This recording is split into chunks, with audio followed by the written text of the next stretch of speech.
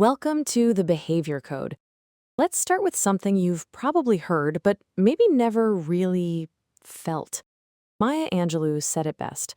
Most people will forget what you said. Most people will forget what you did. But people will never forget how you made them feel. And that hits, right? Every single time I hear that, it lands because you know it's true. You can't argue with it. You can't. Think about it. Think about your last performance review. Do you remember the exact metrics, the bullet points on the slide? Probably not. But I bet you remember the feeling. Did you feel valued or did you feel overlooked? Oh, 100%. The feeling is what sticks. It's the residue of the interaction. And that's what we're talking about today, not just being memorable in a, party trick kind of way. We're talking about the deep psychological reason why your emotional impact is the only legacy that truly lasts. Exactly. This isn't just a nice quote for a coffee mug. This is a fundamental law of human nature. This is this is the code for how you exist in the memory of others. So let's get into the why of it. Why is our memory so biased toward emotion? It's not a flaw in our wiring, it's a feature. It's something called emotional imprinting. Emotional imprinting. Okay, break that down for us. It sounds intense. It is. Think of your brain as having two filing systems. You've got the filing clerk, that's the hippocampus, and it handles the boring stuff. Facts, figures, dates, what you had for breakfast. It's the what happened department. Okay, the filing clerk. Got it. So it's just logging data. Exactly. But then you have the head of security, the amygdala. This part of your brain is only concerned with survival. It scans for threats, rewards, anything with high emotional stakes.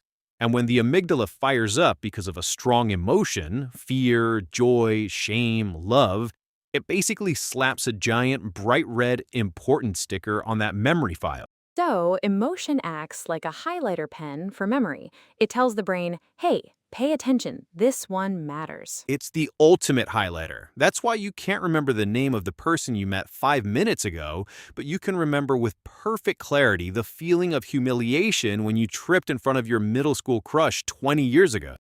Don't remind me, but it's so true. The facts get blurry. What were you wearing? What day was it? Who cares? The feeling, the hot-faced, want the ground to swallow you up feeling, that is burned in.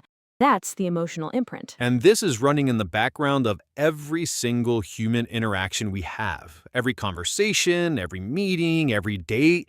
We're constantly leaving these little emotional fingerprints on each other. And those are the only prints that don't fade. Which brings us to social dynamics, because this is where it gets tricky. We think we operate on logic. We make arguments, we present cases, we try to be rational.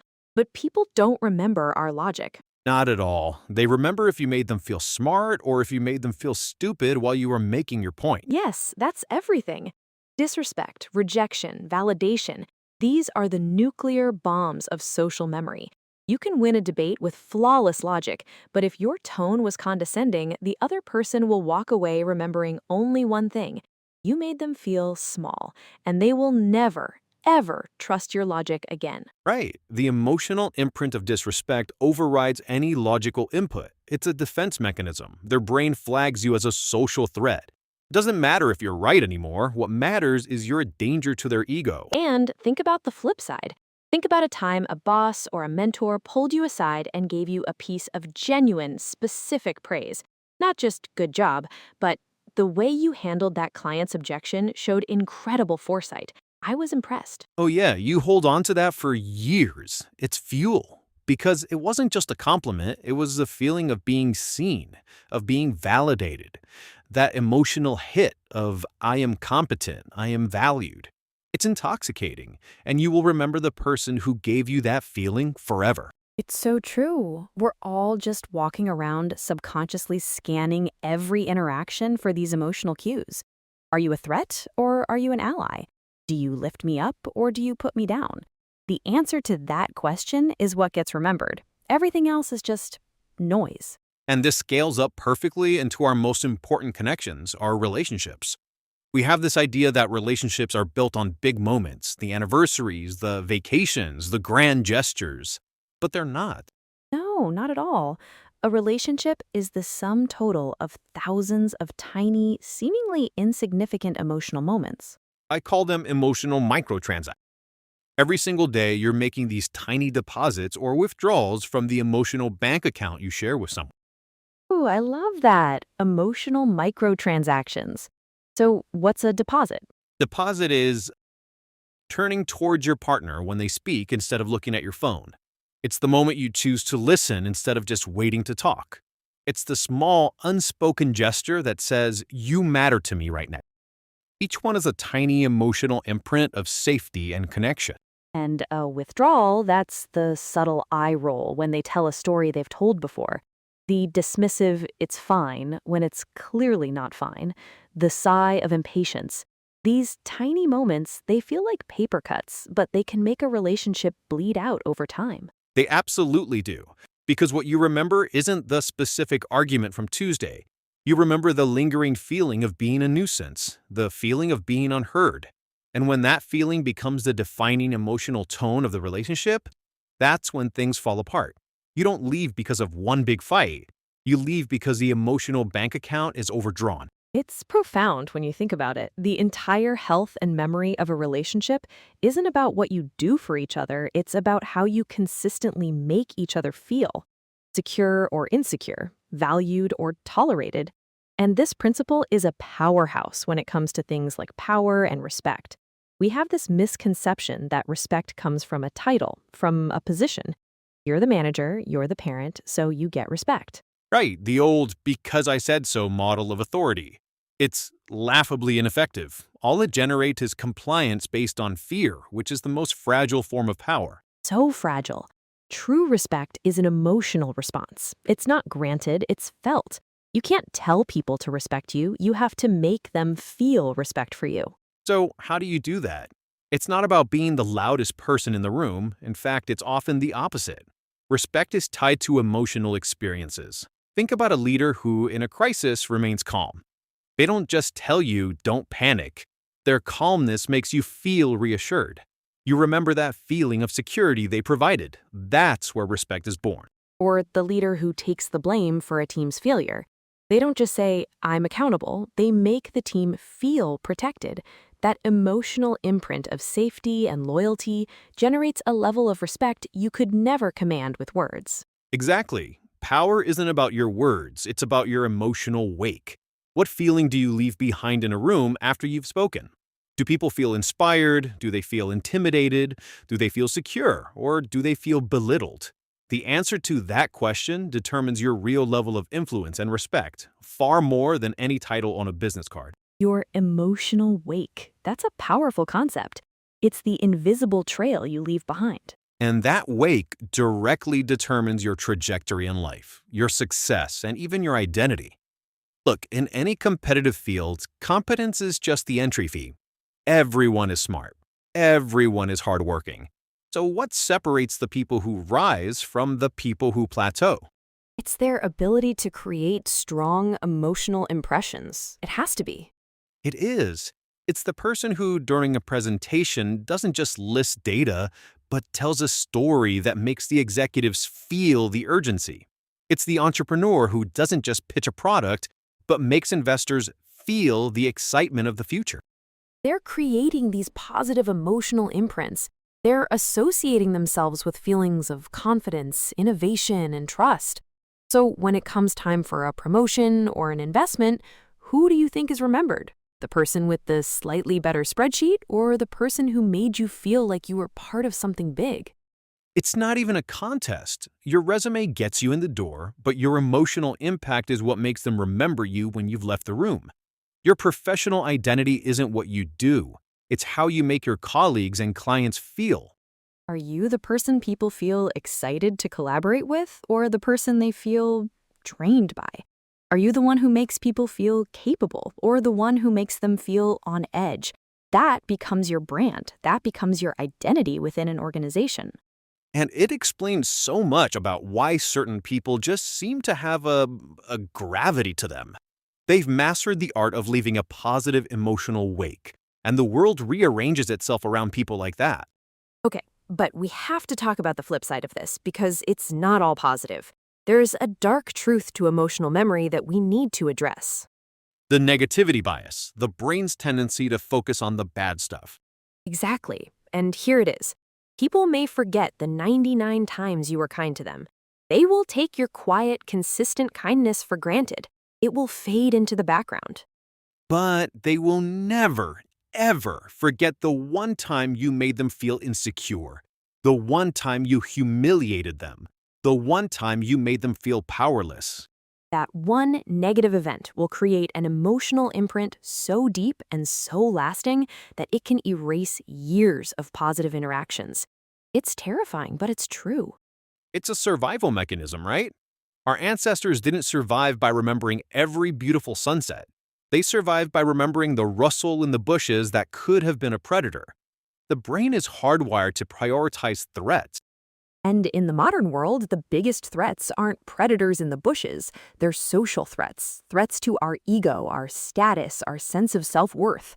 So a moment of public humiliation or a cutting remark from a loved one, the amygdala lights up like a Christmas tree.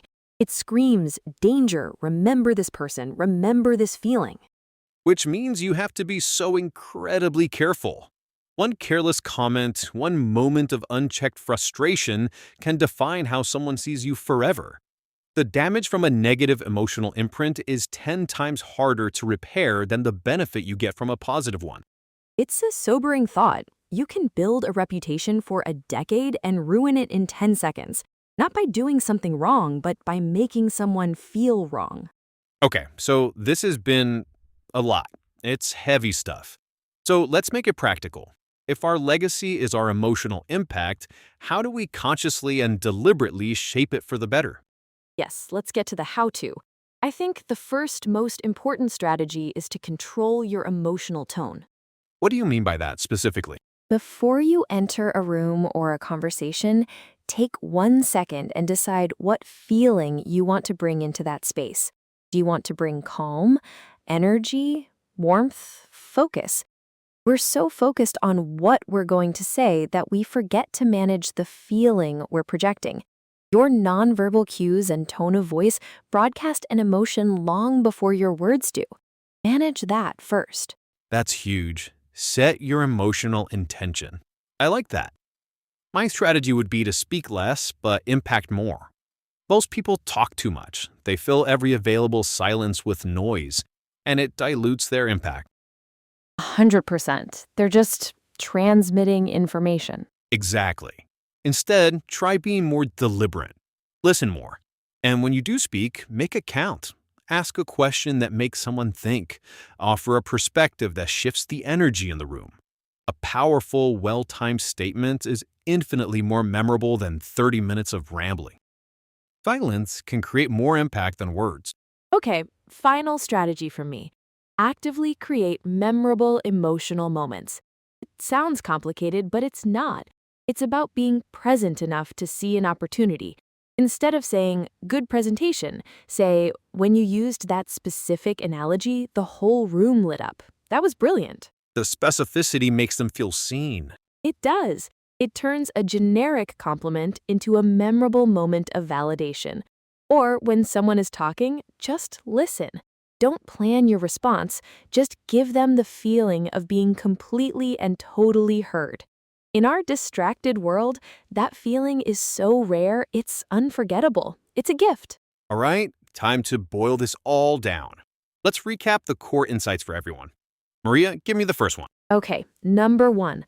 Facts fade, feelings are forever. Your brain is wired to remember emotion. Stop trying to win with logic and start connecting with feeling. Good. Number 2, your impact is your emotional wake. The trail of feeling you leave behind you is your real reputation. Manage it consciously. Number 3, relationships are built from emotional microtransactions. Small, consistent deposits of respect and attention matter more than any grand gesture. Number 4, the dark one. People will forget your kindness, but never forget the sting of humiliation. One negative imprint can undo 1,000 positive acts. Be careful with your power. And finally, number 5, don't just be present, create a presence. Use your tone, your words, and your attention to deliberately make people feel seen, valued, and understood. So, as we wrap up, I think the central message here is a fundamental shift in how we approach our interaction. We're also obsessed with being liked, with being right, with being impressive. We focus on our words, our accomplishments, our image. But all of that is temporary, it's surface level. It's the stuff that gets forgotten.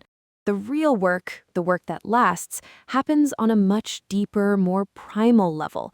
It's not about what people think of you, it's about how they remember you. And memory, as we've learned, is all about emotion. The trace you leave behind in someone's nervous system. That's your legacy. It's not the awards on your wall, it's the feeling you left in the people you met along the way. So, for everyone listening to the Behavior Code, remember this. If you want to be remembered, stop trying to be liked and start being felt. Perfectly said. Thank you for tuning in. We'll see you next time.